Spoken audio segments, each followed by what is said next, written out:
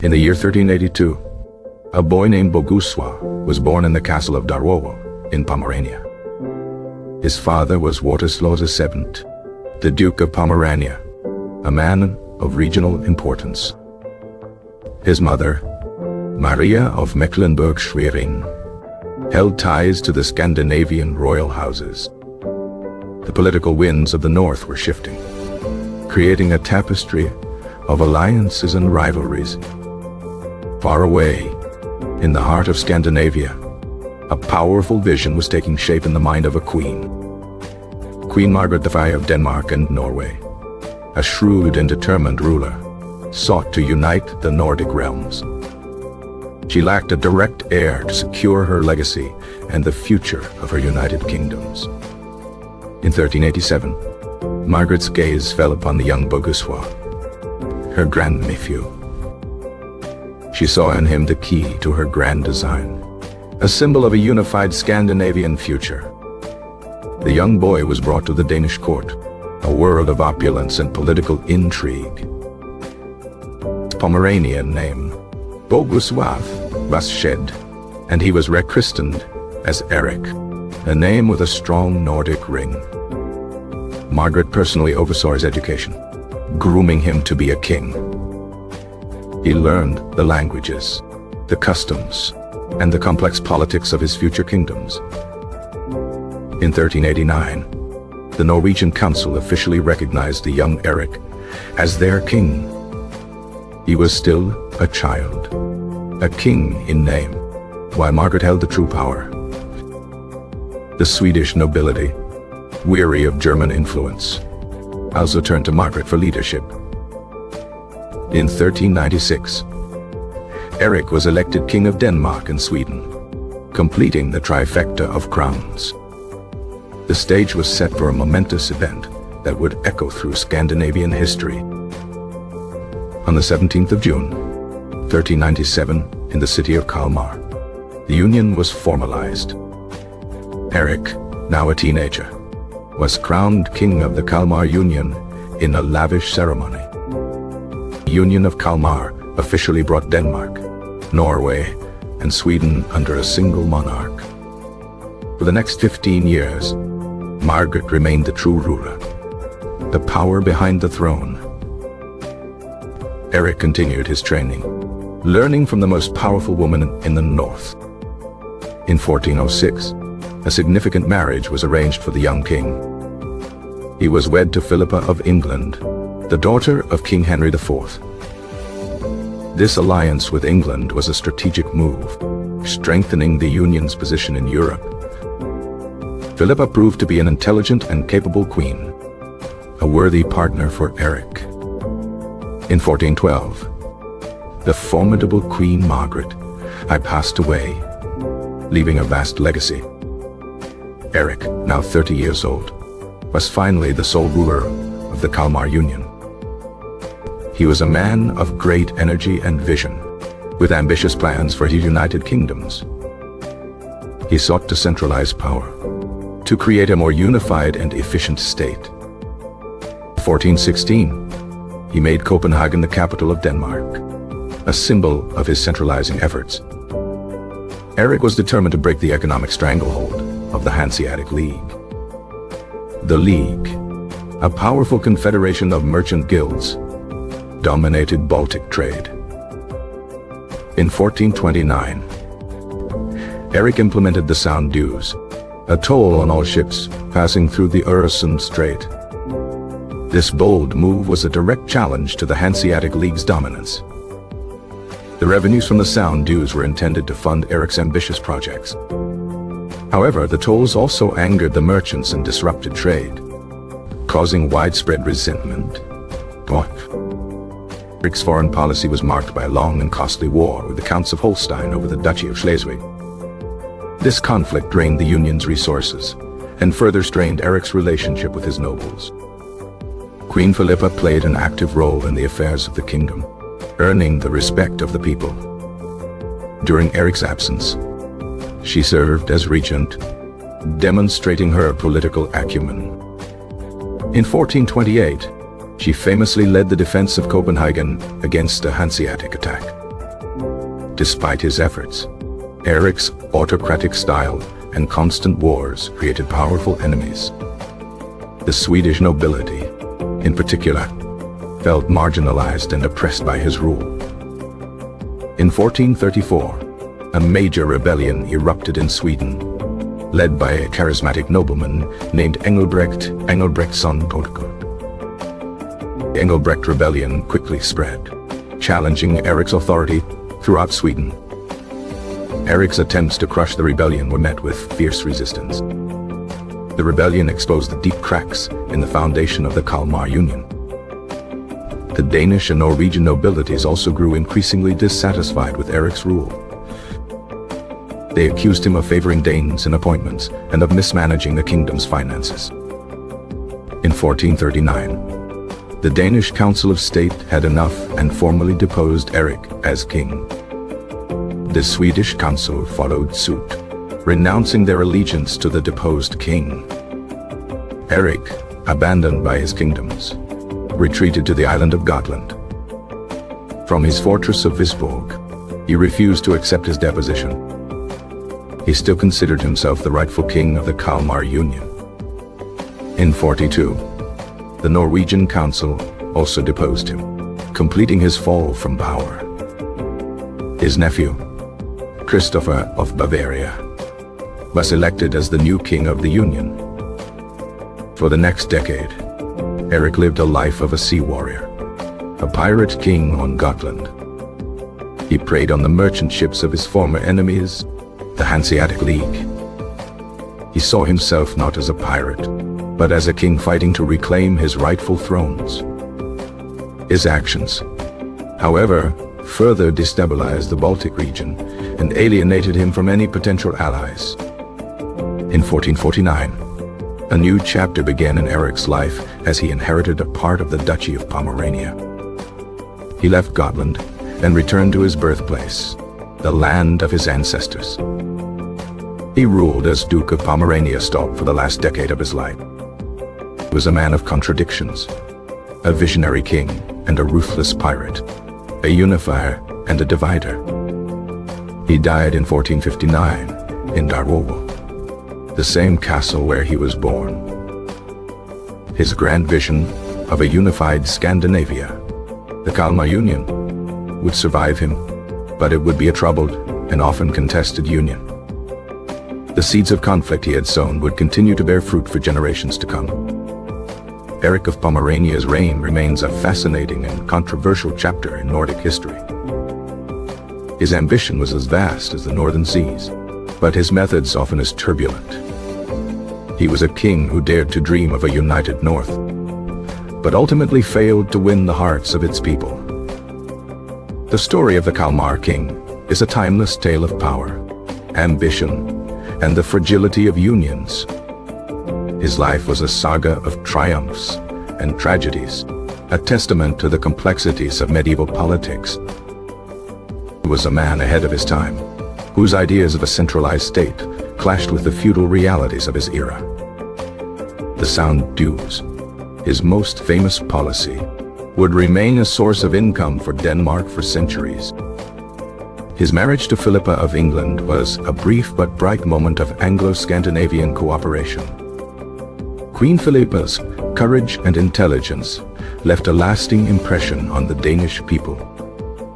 The Engelbrekt rebellion is remembered in Sweden as a fight for national freedom against a foreign ruler. Eric's time on Gotland as a pirate king has become the stuff of legend and folklore. His return to Pomerania was a quiet end to a tumultuous life. The Kalmar Union, his greatest achievement, would eventually dissolve in the 16th century. But the idea of a united Scandinavia would continue to inspire future generations. Eric's story is a reminder that even the most ambitious plans can be undone by human passions and political rivalries. He was a king who lost 3 kingdoms, but never lost his sense of royal destiny. His legacy is a complex tapestry of successes and failures, a rich source of historical debate. The Kalmar King's dream of a unified North remains a powerful and enduring idea.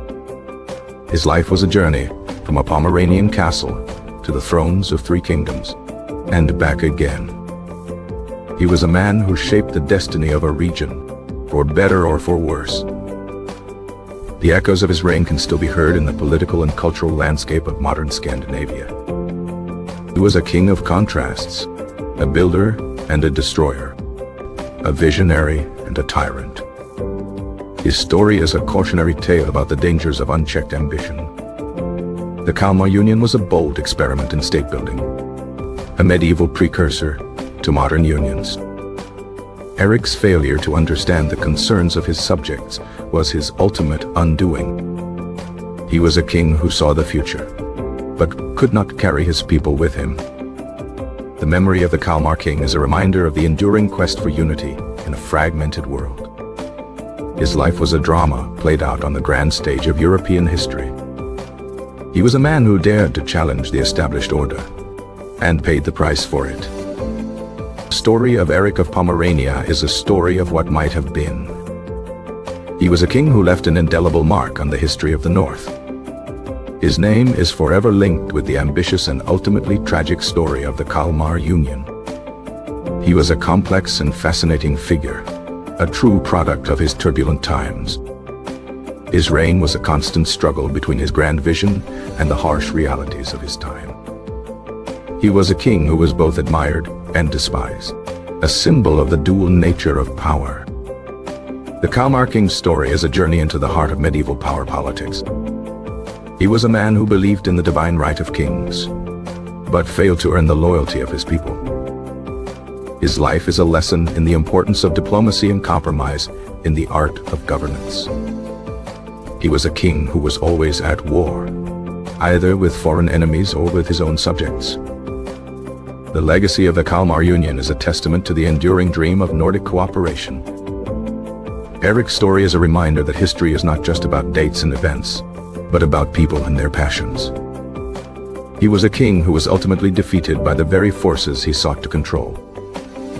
The Kalmar King's dream of a unified empire was a vision that was both magnificent and flawed. His life was a constant battle against the centrifugal forces of nationalism and regionalism. He was a king who was more respected for his energy than for his wisdom. The story of Eric of Pomerania is a story of a man who reached for the stars, but fell back to earth. He was a king who was haunted by the ghost of his great aunt, the formidable Queen Margaret. His reign was a period of great turmoil and change, a turning point in Scandinavian history. He was a king who was always on the move, a restless spirit in a turbulent world. The Kalmar King's story is a reminder that even the most powerful rulers are ultimately at the mercy of fate. He was a man who was born to rule, but who never truly learned how to lead. His life was a tapestry woven with threads of ambition, love, war, and betrayal. He was a king who was both a product of his time and a man who tried to transcend it. The story of the Kalmar King is a story that continues to fascinate and inspire us today. He was a king who left behind a legacy of both unity and division, a paradox that defines his reign. His life was a grand and tragic opera, a story of a man who flew too close to the sun. He was a king who was ultimately undone by his own pride and stubbornness. The Kalmar King's dream of a united North was a noble one, but it was a dream that was destined to fail. The story is a reminder that the course of history is often shaped by the choices of a few individuals. He was a king who was both a hero and a villain, a complex figure who defies easy categorization. The legacy of Eric of Pomerania is a reminder that the past is never truly past, but lives on in the present. He was a king who was always searching for something, a sense of purpose, a place to belong. The story of the Kalmar King is a story of a man who was given everything, but who lost it all. He was a king who was both a dreamer and a warrior, a man of thought and a man of action. His life was a journey of 1,000 miles that began and ended in the same place. He was a king who was loved by some, hated by others, but ignored by none. The story of the Kalmar King is a story of a man who tried to build an empire, but who ended up as an exile. He was a king who was always at the center of the storm, a lightning rod for the passions of his time. His life was a testament to the enduring power of the human will, for good or for ill. He was a king who was ultimately a tragic figure, a man who was undone by his own flaws. The story of the Kalmar King is a story that will be told and retold for generations to come. He was a king who was a force of nature, a whirlwind of energy and ambition. His life was a reminder that even the most powerful kings are still human, with all the frailties and passions that come with it. He was a king who was always looking to the future, but who was ultimately trapped by the past. The story of the Kalmar King is a story of a man who dared to dream big, but who ultimately paid the price for his ambition. He was a king who was a true Renaissance man, a patron of the arts and a man of learning. His life was a constant struggle to balance the demands of his three kingdoms, a task that ultimately proved impossible. He was a king who was both a visionary and a pragmatist, a man who could both dream and scheme. The story of the Kalmar King is a story of a man who was a product of his time, but who also helped to shape it. He was a king who was always striving for more, a man who was never content with the status quo. His life was a reminder that the path to greatness is often paved with sacrifice and sorrow. He was a king who was both a symbol of unity and a source of division, a man who brought people together and tore them apart. The story of the Kalmar King is a story of a man who was a true original, a one-of-a-kind figure in the annals of history. He was a king who was always in the spotlight, a man whose every move was scrutinized and judged. His life was a reminder that power is a double-edged sword that can be used to both create and destroy. He was a king who was both a man of the people and a man apart, a ruler who was both loved and feared. The story of the Kalmar King is a story of a man who was a true force of will, a man who would not be denied. He was a king who was always pushing the boundaries, a man who was not afraid to take risks. His life was a reminder that the pursuit of power can be a lonely and isolating journey. He was a king who was both a builder of nations and a destroyer of dreams, a man who created and who destroyed. The story of the Kalmar King is a story of a man who was a true original, a man who was not afraid to be different. He was a king who was always looking for a new challenge, a man who was not content to rest on his laurels. His life was a reminder that the price of greatness is often a heavy one, a burden that not all are able to bear. He was a king who was both a visionary and a realist, a man who could see the big picture but who also understood the importance of details. The story of the Kalmar King is a story of a man who was a true leader, a man who was not afraid to take charge. He was a king who was always learning, a man who was not afraid to admit when he was wrong. His life was a reminder that the most important battles are often the ones that are fought within ourselves. He was a king who was both a man of peace and a man of war, a man who could both build and destroy. The story of the Kalmar King is a story of a man who was a true inspiration, a man who showed us what is possible when we dare to dream.